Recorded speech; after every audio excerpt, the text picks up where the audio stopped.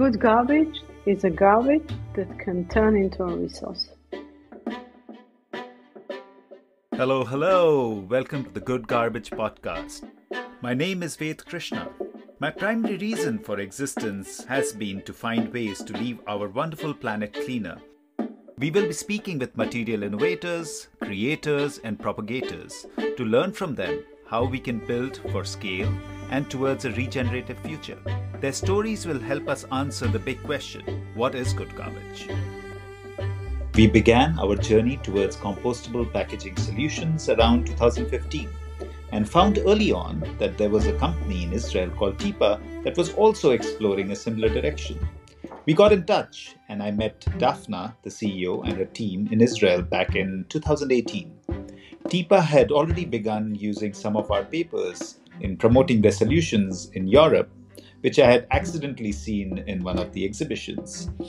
We also began experimenting and combining their materials, and a deep friendship evolved. I thought of Daphna in the initial list of guests when we conceptualized this podcast, but we were only able to align our schedules now. This conversation happens at a very difficult period for Israel and for Daphna's family in particular, as two of her sons are also deployed.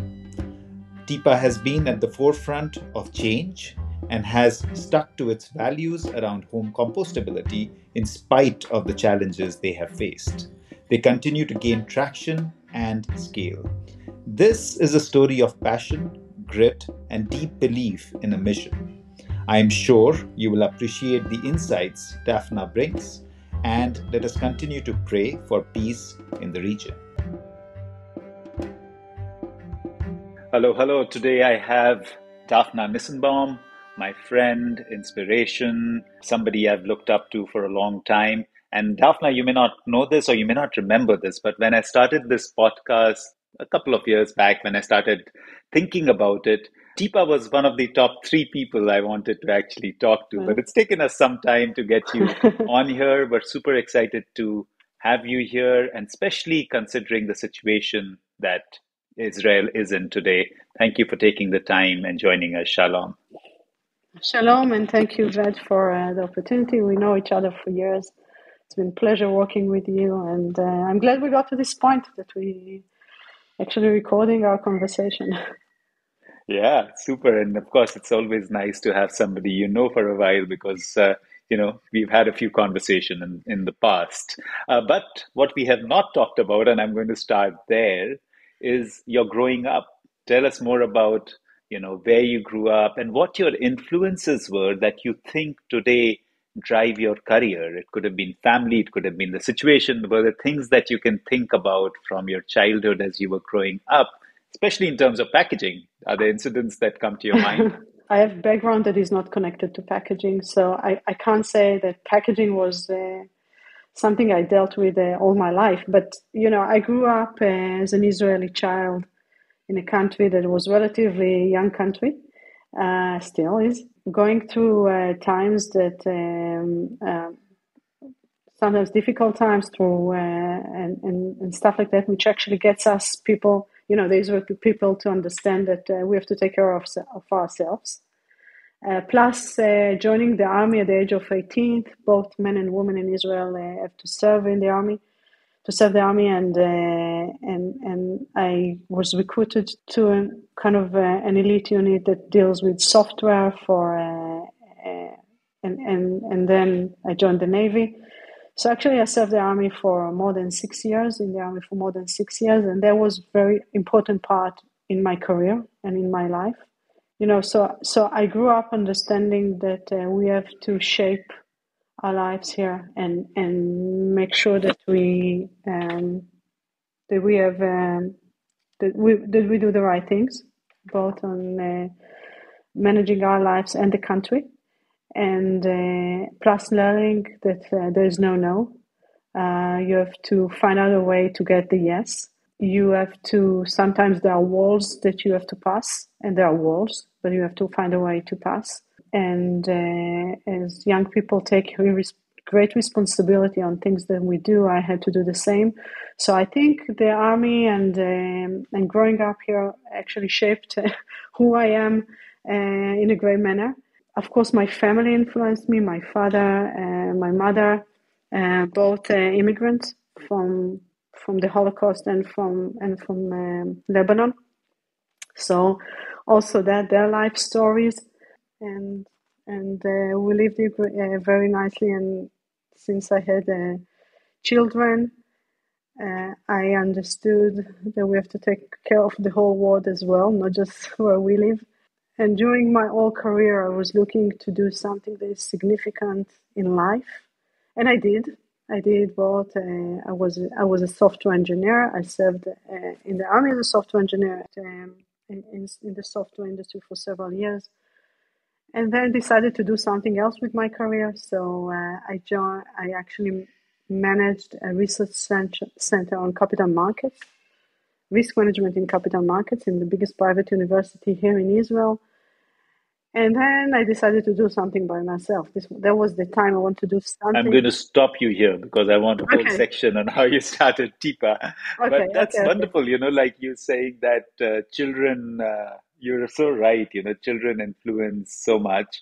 And of course, it's interesting to hear about your adamants coming from, serving in the army and those influences. But what made you go towards economics and computer sciences? Because I agree with you, they're very different from what you do today. Was there a particular reason? And then you also went ahead and did an MBA. I think that was, I guess, post the army. And tell us more about what influenced the first decision of subjects, and then what was on your mind when you decided to do a management postgraduate degree. So actually, as a child, some you can say if a child is good at this or that, or the way our brain works. I was told that I'm good at mathematics, and I was.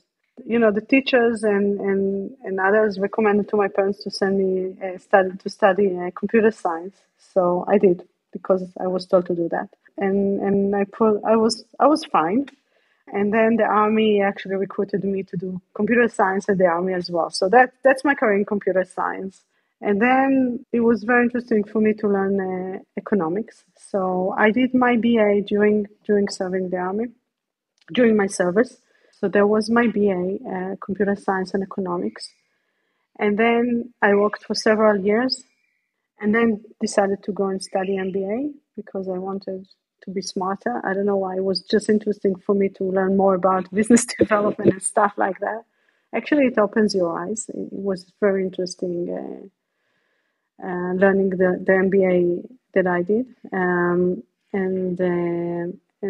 actually, during the studies, I decided to leave the computer science industry because it opened my eyes in a way that I said I want to do something else now. I decided to leave my job then and the software company, and I didn't know what to do. I was pregnant then, but and studied my MBA. And actually, my professors offered me to manage the Caesarea Center for Risk Management in Capital Markets, and so I decided to take that position. Was there for several years and then decided to do something by myself. And I'm stopping here because you're going to Yeah, ask me again. perfect. Yeah, so it's actually really refreshing to hear because I come from a country where everybody becomes a computer science major, literally. It's like Yes. full of technologists and, computer science majors, of course, running so many companies across the world, as Indians. But it's refreshing to hear. And I see, even people in the packaging technology area or pulp and paper, which is my background, they do that their program of engineering and then join computer science. So it's really nice to hear somebody who did computer science and decided, okay, not for me, and come out and do something else. And of course, that lands me well into the question of how did TIPA happen? Like you working in computer science, then working in a university. And then, of course, something must have triggered that. And of course, I met Tal Newman earlier. How did you guys come together? How did you meet? How did the idea spark? And how did that result in TIPA being formed? I always had this dream to do something by myself. And I read a lot. And I read a lot about people who succeed and about great successes and stuff like that. I learned I learned a few things, but one of the things that I learned is that there are people who try like the average number of people, the average number of people who try to open their own business until they got to succeed was 9 times, I think, or something like that. That's one of the things. And the second one is that the greatest inventions are just under your nose. You just have to open your eyes. And I think that influenced me the most because, intuitively, I could I could initiate a software company or something that deals with software and economics because that's my background, right? That's the most intuitive things for people like me. But I said to myself, no. I read a book about the great innovation. I said, no, open your eyes, look what's going on. And then one day, and not just one day, a few days, I had kind of discussions with my children around the plastic bottles they used to take to school and other packages. And I asked, what do you do with your packages? And it was kind of starting to hear discussions around plastic packaging. And I knew, look, it was 12 years ago, but I knew that plastic is not going anywhere. It actually stays around us, and the discussion around the bad part of plastic or the damage that it makes around to the world was just starting. It was really, really starting. But I told myself, okay, so let's look at that. I went out jogging, as I do every morning, and I said to myself, okay, so we pack food with plastic. What would be, let's think from scratch. Let's say there's no packaging today. What would be the most intuitive way to pack food? And the first thing that came to my mind, and I remember where it was, on the road where I jog, was an apple. Because I know when we eat an apple and we throw the residuals to the waste bin, it just disintegrates and biodegrades by itself, right? So, in continuing this thought of what's the most intuitive way to deal with waste, actually, I realized nature also packed. Nature packed the oranges, the lemons, etc., the apples, etc., etc.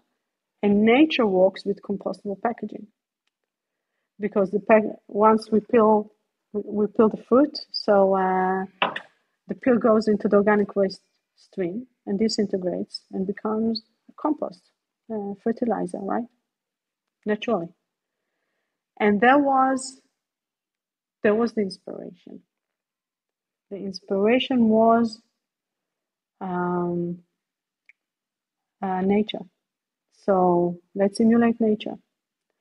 Okay, so but as we said at the beginning, I had no idea what I'm talking about, literally. I lived like for a year and a half in North America, so I kind of get to know compostable materials. I knew that there are compostable materials in the market. I didn't know how they function. I didn't know what they're good for, but I knew that compostable materials in my mind. So, okay, easy. Let's create a package that is like a drinking pouch that's made from compostable materials to replace the plastic bottles. We'll fill it with water. Children can take it to school. End of story. Package will disintegrate and biodegrade naturally. But as I said, I didn't know what I don't know. So that was the point that the journey started. Okay, so I had this dream. Okay, let's find the material. Let's manufacture water bags, water pouches, and sell it to companies who will sell it to children, to people who jog, etc., etc. And then there was a kind of a party in the kindergarten, which then I met Tal, and she asked me. We were just introduced, and she asked me, "What do you do?" I said, "I'm working at the university, but I'm about to leave, and I have a few ideas." She says, "Let's do it together," and that's it. We started to do it together. So that was the story how we started together. And I can say two things on this starting point. First of all, the major problem of this industry are not the plastic bottles, but the packaging. So I understood what that first one thing. Second thing, it took me several years to understand that it's not that easy. So it took us several years to develop the solution. I can speak I can talk how we do it and stuff, but it took us several years to develop the solution to make sure that it can run on high scale to manufacture and sell. But there was the story. Nature inspired by nature. That's amazing. And maybe one more point, not coming from the industry, not being a plastic engineer or packaging engineer, not coming from the industry, enabled me to think this way. Invent an innovation that people from the industry will probably won't touch it because they say. I remember meeting people who say it's not going to work. Forget it. Why do you think you can do it? It's not doable, etc., etc. But being stupid enough. I can imagine. I see the spirit of why they call Israel the startup nation. Like just getting into something without having and you're right, sometimes it's better not to know because then you don't know it cannot be done. And that's Exactly. really brave to take that step because as far as I knew a little bit of Tal, she also wasn't from this set. She was more in the fashion business, is what I remember. And then, two of you coming together and deciding to do something is kind of crazy. I agree with you. So, so how did, because you came out with a very technical product, and as far as I hear, it took a while. It took 6, 7 years for you guys to actually evolve the product. But how did that actually happen? Because both of you are founding, you're not from the industry. You're trying to do something just on this kind of adamance that I want to create a solution. But it takes polymer engineers and it takes people who understand packaging to come out. How did you It must have been a really uphill battle to actually find the money, to find the people, to bring it together and to say, this is what we are going to create. I would love to hear more about how that evolution happened. You're very right. It wasn't easy for many aspects. We were two founders not coming from the industry at all. I can say that what I brought to the company. I can say, let's go back. So I can say what I brought to the company is the knowledge, how to invent and how to build a system that works, and how to take this through the walls that we hit on the way, and how to lead it to where we are today. And that's something I learned in my life throughout all my career.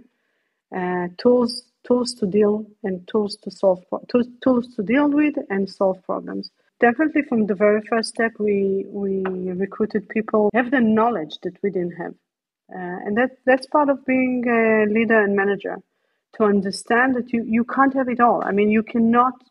So maybe you don't have the technical background. Recruit people who do have the technical background. If you don't have management background, recruit people who can manage. So you have to understand what is the missing part and add the missing part into your team, because it's never one person. It's a team that can win, and you have, it's like a puzzle, putting together all the parts that actually can create one good picture, and that's one thing that I try to bring to the company. The knowledge how to build a system, how to build technology, how to deal with difficulties, how to recruit people, how to raise money, how to tell the story and focus on the story and build the story and bring the story to where it is today. And that's what I did. Of course, I had to recruit the best people in the market that they have the knowledge that is relevant for us, and that's what we did. So we have today. We have portfolio of patents, right? Yeah, yeah.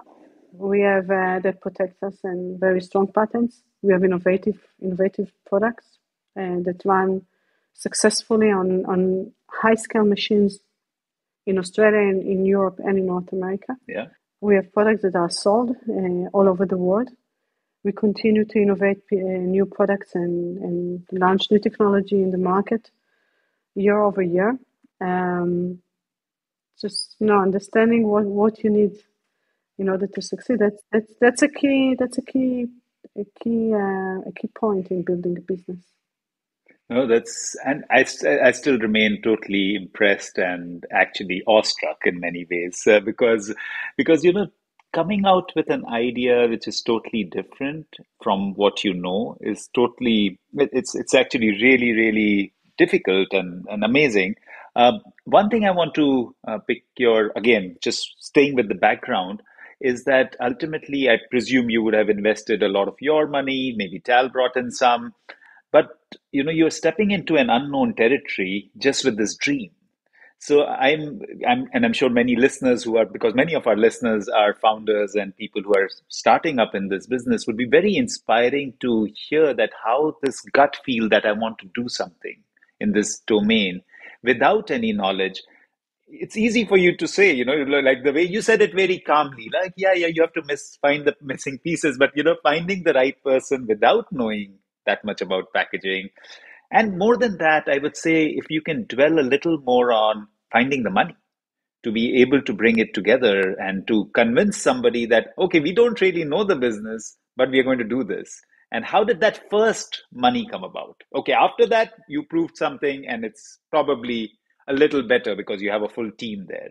How did that happen? Did you guys just put in your money or did you manage to find sources to support your dream?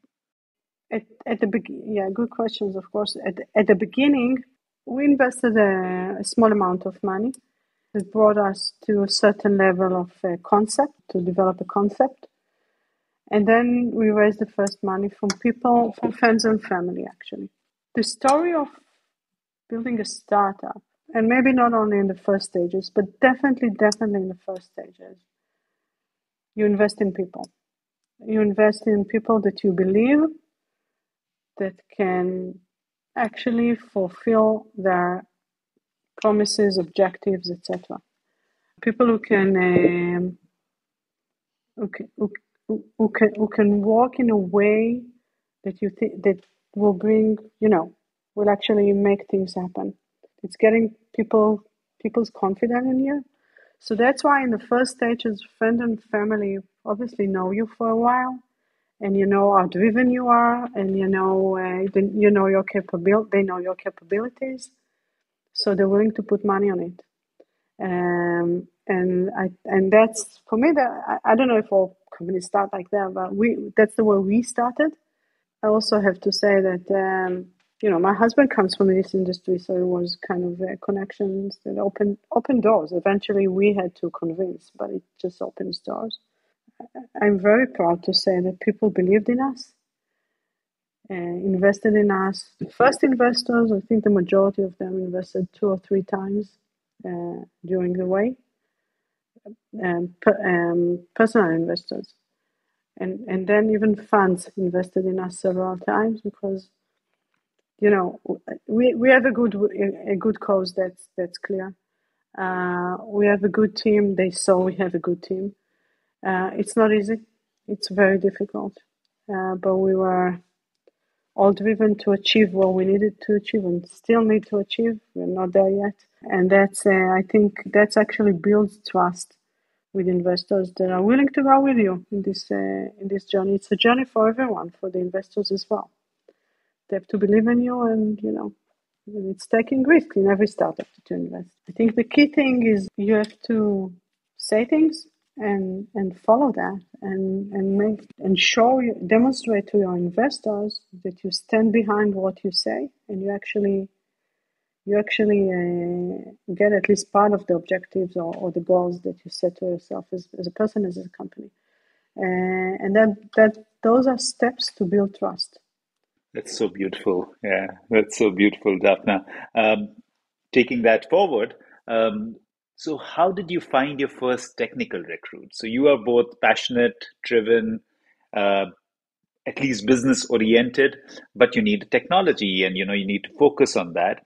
And you said you started getting inspired by water bottles, but clearly you became very focused on flexible packaging, which is such an important and I would say less addressed domain in many ways. People talk about the plastic carry bag, and people talk about other things. But the most important one is what you are tackling. So, how did that happen? So, how did you find the right people initially, the first couple of right people? And then, how did it move from being inspired by the plastic bottle to a very focused, and you've remained focused in the years I've known you on flexible packaging? So, how did that evolution happen? How did the technology evolve? So first, finding the people, it starts with we allocated. We found two consultants who start working with us, and then it's a network. You actually use a network of people, and they recommend one recommends the other, and then you get to the right person. And you start working with the person, and you know if he or she suits you, or for a period of time, and then um, you recruit more people or change or whatever. So it's mainly word of mouth from knowing people. So it's using network of people, and that's how we got to the right people we were looking for. And one of the things that is very important in developing a product and a company is being flexible. So being flexible but focused. So yeah, we have a mission. We have to focus on our mission. That's it. Period. We have a mission to solve flexible packaging. We stick to that. We don't change every day what we do, although we had opportunities on the way. Please develop bottles, please develop this and that. No. We focus on flexible packaging for the food industry. That's all we do. Otherwise, we get crazy, with all the requests that we had. So we focus on that. We chose to focus on the food industry because the main problem lies there. I mean, the most damaging industry in terms of using plastic packaging is the food industry. Number one contributor to plastic waste. So this is the problem, right? So we have to solve the problem. Let's stick with that. Let's focus on that. So that's where we focused. And we focus on compostability. We had many opportunities on the way, and even advices from people who know the industry who said, so you don't have to be 1% compostable. Do 50% compostable, 50% bio-based. What's the problem? What's the problem? The problem is that it doesn't suit the end of life, right? It cannot be collected into the organic waste stream. That's the problem. Yes, but you will sell more because, people will buy it. I said, yeah, maybe they will buy it, but it's a lie. And I'm not producing lies. So stick to the core purpose of the company, even if it's threatening, I don't know, the future of the company. But that's what I chose to do, still choosing to do. So we focus on flexible packaging. We moved from bottles because one of the things that we understood is that bottles are made from one raw material, which is PET.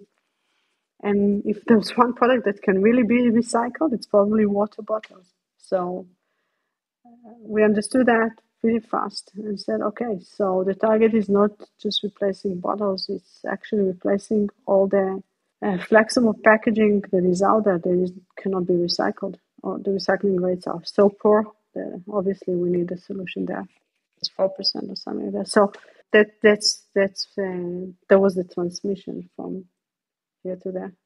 So that's really music for my ears, Daphna, because you tackle something which is, I think, the most difficult component of what we are all trying to tackle, which is flexible packaging, because it's multi-layered. You were kind. You mentioned difficult to recycle. I think it's hardly ever recycled, Yes. and definitely will probably stay for 100,000 years. So it was a hard nut to crack. And why did you choose flexible packaging? Was it just your passion around this idea? How did I know you said it evolved from bottles towards that, but why did you choose the hardest subject? Um, I just chose the the most spreaded problem, not looking at the hardest problem. That's definitely not a passion. I was looking at what was the problem, what is the core of the problem, why is it there, and then what is the efforts that we're going to put into it. How are we going to make it worth doing in order to actually do a massive change, bring a massive opportunity to the world and massive change.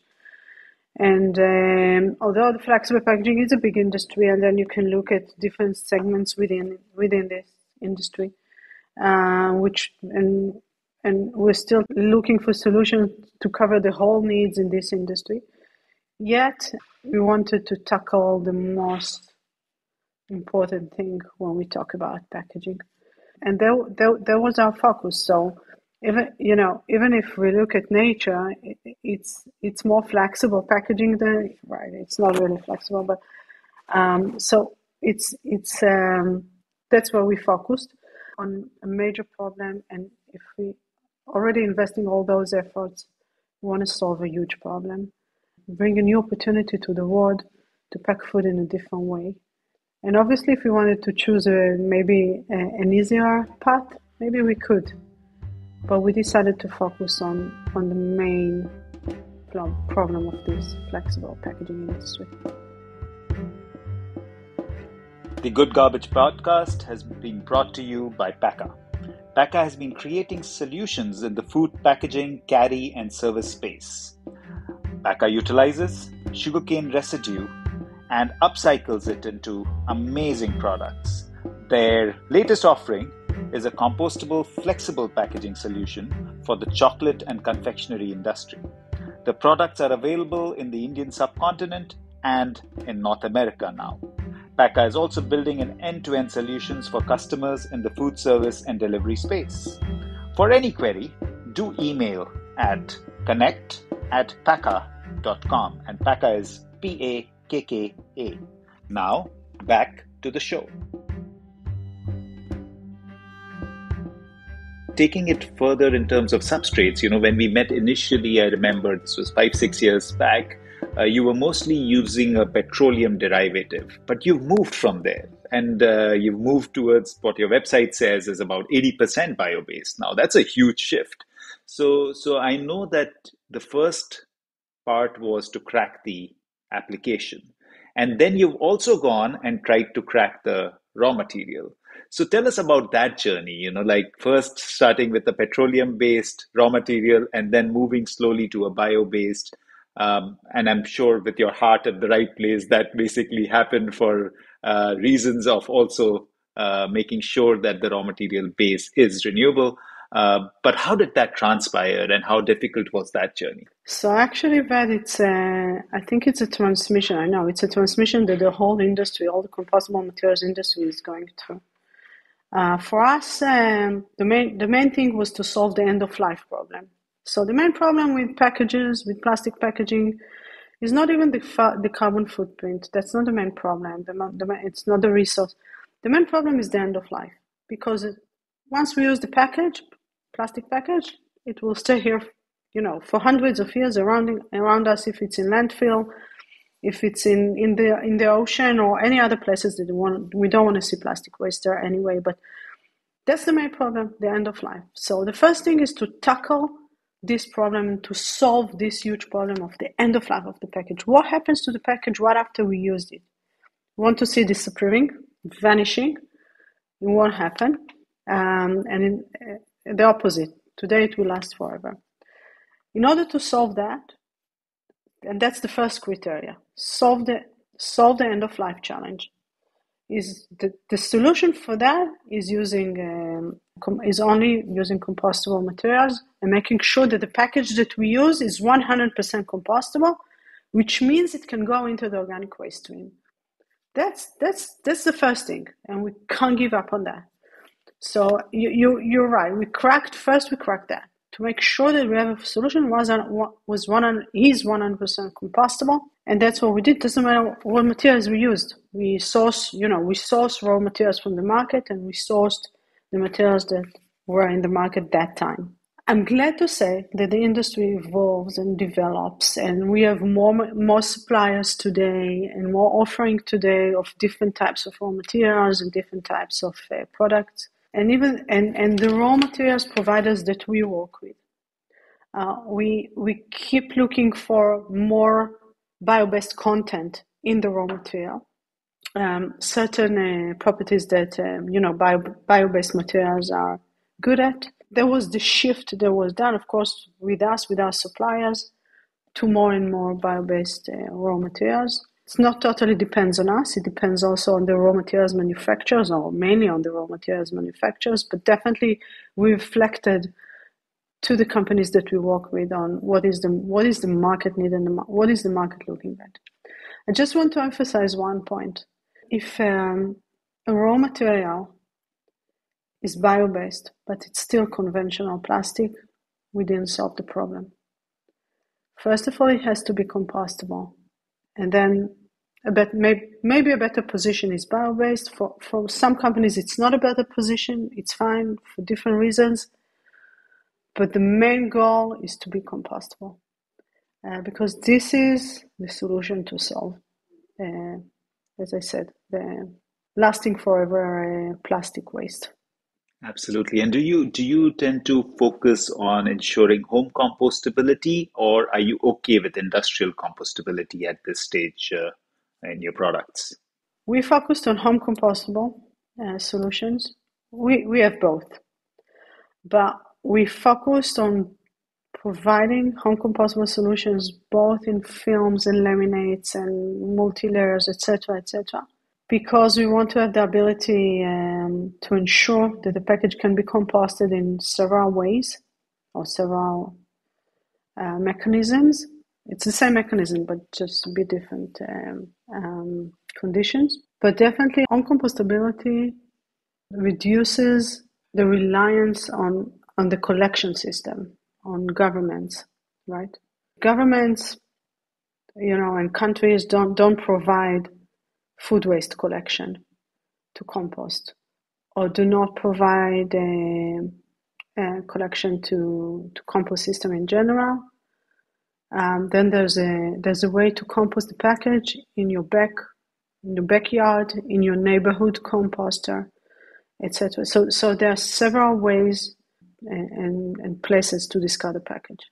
Yeah, I agree. And sometimes, you may not compost it, and if it's thrown, then at least eventually it'll break down and go back into, soil and enhance the soil, hopefully. You moved from petroleum to bio-based. How does that impact cost? Is that a huge cost addition for you, or are you able to manage the costs so that you can still be more competitive in the market? Yeah, actually, it's the same thing. The involvement of the industry, of the compostable materials providers industry, actually increase the numbers of players in the market and competition. That's what competition does. Actually, reduces pricing. So we're still in relative low capacity to conventional plastic. That's for sure, and there's still a way to go there. Still, there's a price difference, not a huge one, but there is a price difference. And actually, we've been lucky enough to stay with not increasing or with the same price as we started, and even reduce pricing as there's more variety and more offering today in the market. Yeah, superb. And that reminds me, we were in a joint meeting recently with a big consumer, and they were amazed, Yes, right? Do you remember the reaction? It was literally like when you said the price and when you showed the material, they were like, right. wow, like the eyes sort of literally became open, which is, for me personally, it was just so wonderful to see with all your effort and Thank years you. of you kind of staying with it. But when I say, when I'm seeing there is a certain pattern in terms of, I find really great customers that you are servicing, and they're very niche. And of course, I guess they have been wanting to stay with you and become more compostable in their branding as well as their product. So how do you see that? Do you purposefully focus on niche customers, or are you starting to transition to more large scale customers as well? And because you've been in the business for so long, what's your guidance to people getting in? Should they actually run after the biggies, or do you think a niche customer is more easier and sustainable in terms of long-term partnership to tackle? So it's launching a totally new product. It's not just a package type or package shape. it's a package that's based on new materials. So, and the package's role is to protect the goods, provide a shelf life, protect it through the supply chain, etc., etc. So, launching new materials, it's a challenge by itself, because how can you find the first company who would be, brave enough to change their package into a different package. New materials, something that the industry doesn't really have a history with. That's how we started. We started with smaller clients who are more brave, and are more willing to take innovative steps, to adopt new technologies and to bring totally new products to the market and gain points on that. So we started with very, very small players, and then grew up ourselves and with the market and with the type of clients that we deal with. We are not in the mass market yet. We're on the way there, but we are not yet there. And that's a process, if we look at the adoption curve, new technology adoption curve, it's like a bell. So at the beginning of the curve, it's very low and moves very, very slow, and the growth is very minor. And then the curve starts to raise, and there's more and more players joining the new technology or the new trend. So we are on the way. We're not there yet. So we're working with bigger clients today. I'm happy to say, looking to grow from there to the even bigger clients, and that's in process. There's still work to do. Anyway, the market is huge, and we have a lot to do. But this also is a challenge. And as we see more and more players coming in, it actually encourages other players to join as well. So it's a process. It's a revolution, and revolution doesn't happen in one day, Not even in 1 year. That's true. Yeah. It takes time. It takes time. Yeah. And what about when you look at products? Do you find that there is a sweet spot, that these are the kind of products that you're able to crack first? And it could be snack packaging or chocolate packaging, whatever, you may be more specific on that. Have you found over time that this works? I know you have an excellent Ziploc system, which is also rare in compostable packaging. What has been the sweet spot for you, that, these are the clients that tend to convert faster than some others? So at the beginning of first we invented the films, the basic films, and there are applications that the films are very good for. For example, packing fresh produce, packing, let's say, products that don't need a shorter shelf life. They need a shorter shelf. Shelf life is shorter, and not so complex packaging. The laminates and came later on. We started developing, and that's where the snacks and the granola bars and the mueslis and the grains came in. So it's also a process of developing the technology. If there's a sweet spot, the laminate. First of all, we launched this year high barrier film. So high barrier films, just to explain, it's a film that provides longer shelf life, prevents from water, vapor, and oxygen to come in and out from the package. And that actually, it's crucial to sensitive products to moisture and oxygen, and that's the majority of the dry foods, snacks, frozen food, bread, etc., etc. So we have a new product which is a winner.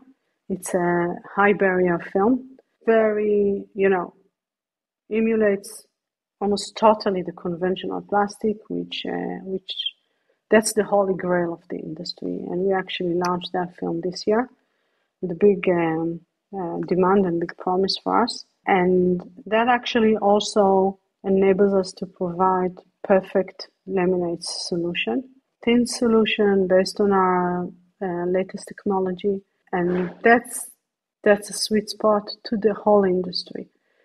Because if we look at the flexible end industry, the laminates are actually films with several layers of films in one film. actually blending a few materials together in one solution. And that actually, it's the major problem of this industry. Those laminates cannot be recycled at all. Zero recycling options almost, and that's definitely a breakthrough from our side. That's so wonderful to hear. And you mentioned, as you were speaking, the barrier properties. And I know that that's a huge challenge, especially in case of moisture barrier or water vapor transmission rate, WVTR, and that's the term you mentioned. How difficult has it been for you to solve that challenge of getting the WVTR right? And the second aspect along with that is that I find that the customers are always comparing, and you mentioned that as well, with what they're using.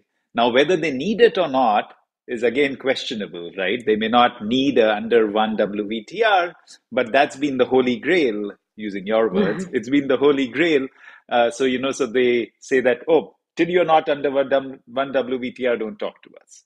So, how difficult has been to solve WVTR, and how difficult has it been to convince the customer that we can use it even if it is not under one?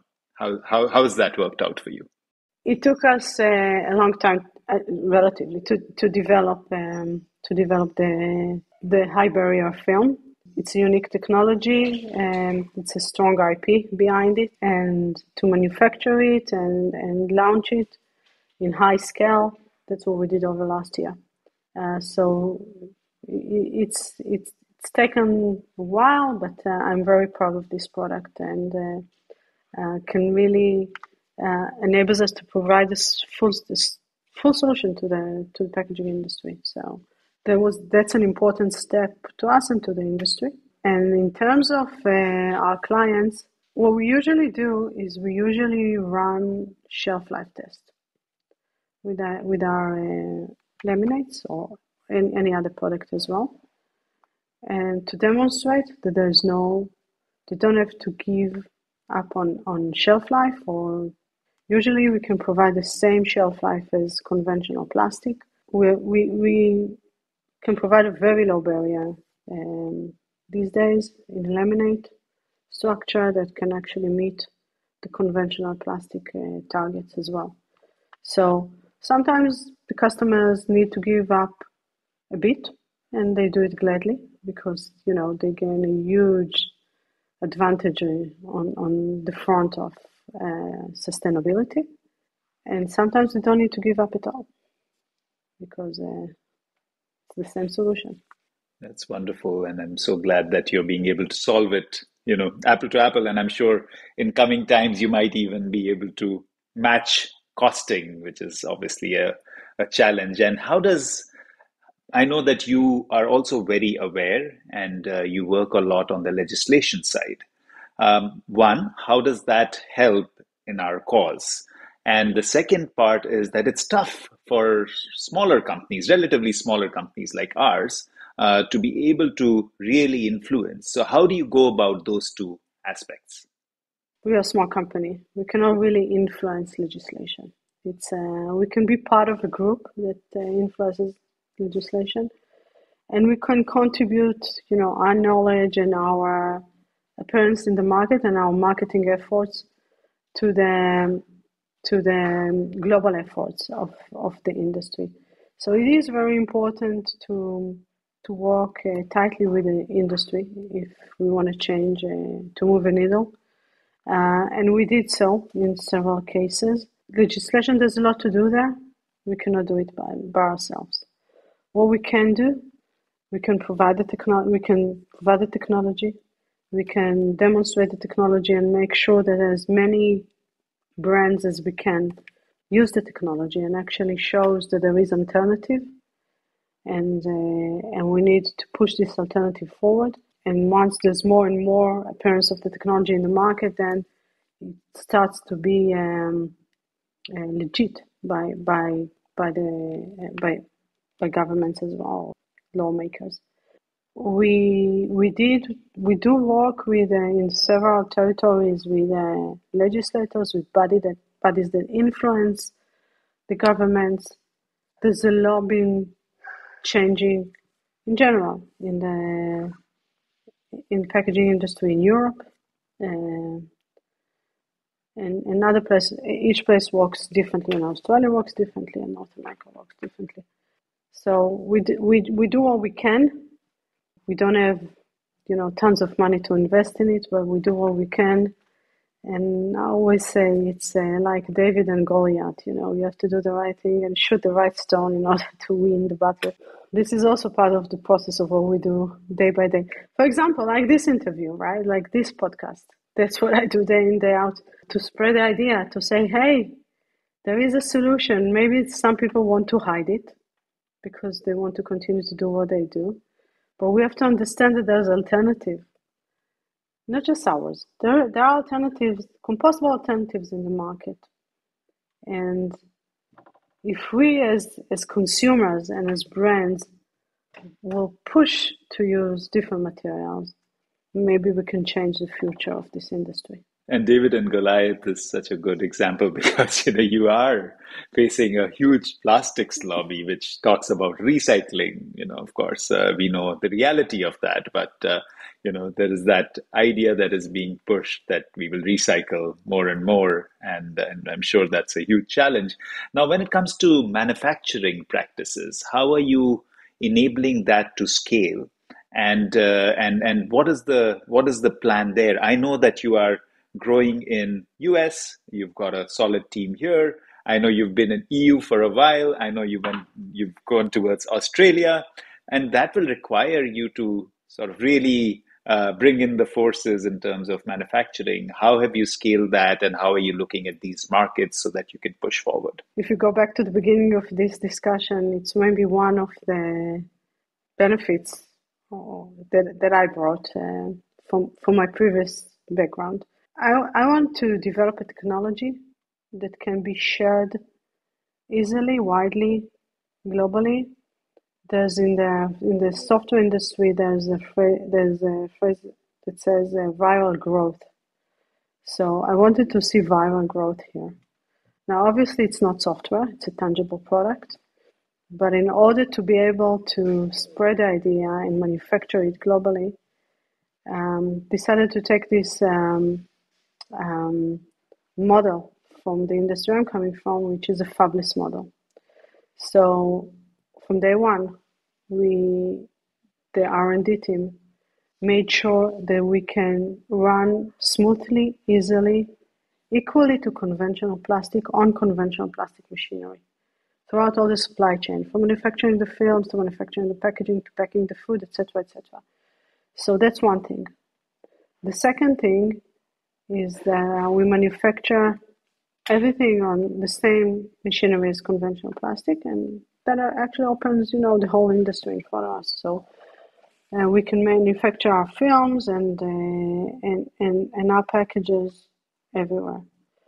The packaging industry, flexible packaging industry, is pretty wide and pretty spread around. There are manufacturers everywhere globally. And that enables us also to manufacture the model that we don't have our own machines and we don't have our own factory, definitely not in Israel and not in other places.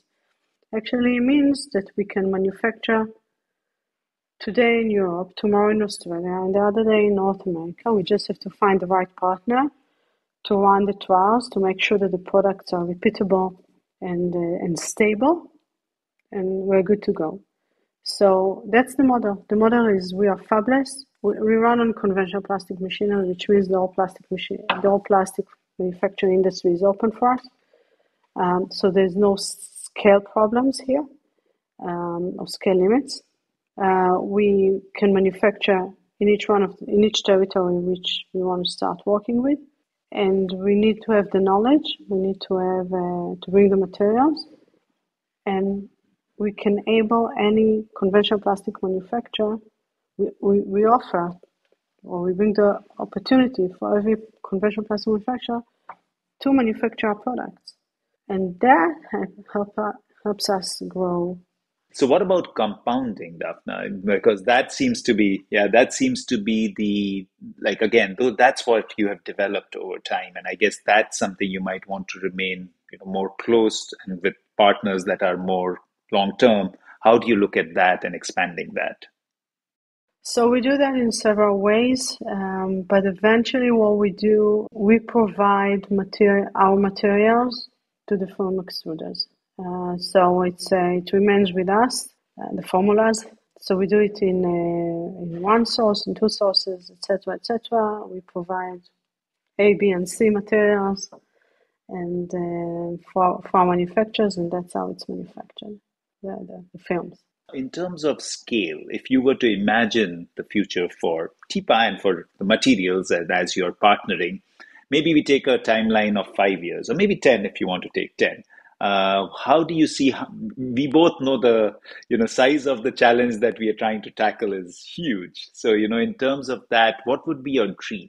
That how many tons would you want to influence in the next 5 to 10 years, whatever timeline you choose? Look, I can't put it into tons because it's, I think if I try to put it into, something we can talk about tangible impact or tangible achievements, I would like to see a major international company chipping in with compostables, and there are a few that I'm proud of that already work on solutions. I would like to see a movement of mid-size brands into compostables, saying at the beginning, this is part of our solutions, right? We don't expect them to turn everything to compostable in the next 5 years, but let's start. Let's start to walk into the direction. So taking 1, 2 products and doing that. And there are many companies like that, specifically in North America, right? But also in other places. I think that would be a challenge that I would like to, or a change that I would like to see. Brands, sizable brands, saying we're part of this compostable change with our packages, and every company that will do that will contribute to the right revolution in this industry. And then I hope the legislators will come in because they follow. Yeah. That's a good way to put it. I always think that legislation then market, but you're right. If there are bigger brands that come in, then the opposite will also happen because they'll see the proof in the Right, pudding. So right, so I right. think that would be interesting to see how that transpires. And I like your idea of finding ways to, in order to scale, finding some big brands, because even one big brand creates a huge Yeah. amount of tonnage, and hopefully that translates into quantity. So so how do you think that we should attract more and more of young talent to come into the industry? And what do you think? How do you go about it? To make sure that more young minds and bright minds and the people with ideas come into the industry, and of course to TIPA. We do our marketing efforts in order to convince brands to join. We're B2B, so to convince brands to join the movement and the change. Of course, what we do influences other people as well. I think when you have a solution that is very intuitive and you can explain it in 2 words or 3 words or 1 sentence, this is it. The work is done in a very simple, quiet, intuitive way. We're using plastic today. Let's use compostable packaging as nature does. That's it. And I think, I see people that I talk to, and I say that, we have this orange image. Then we say, orange uses compostable packaging. Why won't we? And people in a second understand what we do.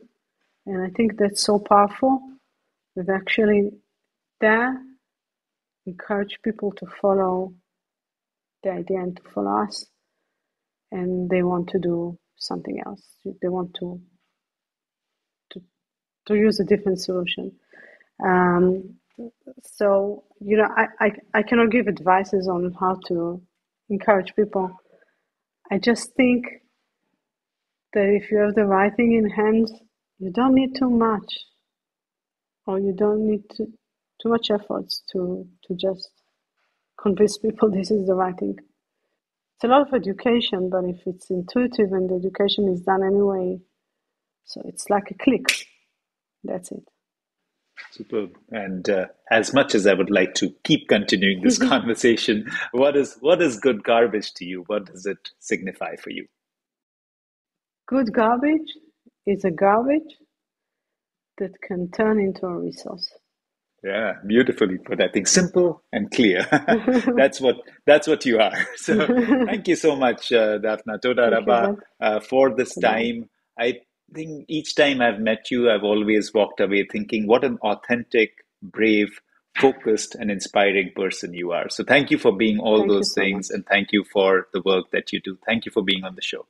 Thank you, Ved. I appreciate your interest, your belief in what we do, and the fact that we can, continue discussing this idea and spreading it around. I think it's very, very important, and thank you for all those efforts.